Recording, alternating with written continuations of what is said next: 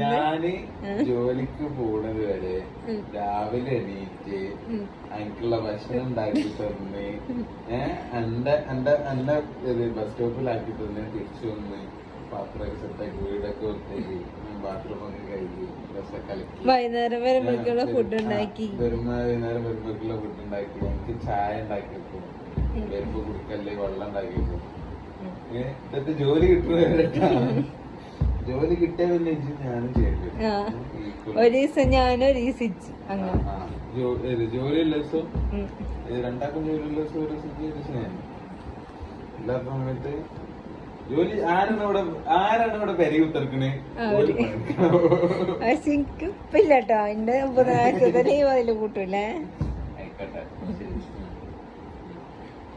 ഇങ്ങനെ അടിച്ചങ്ങാണ്ട് ഇങ്ങനെ നാട്ടണം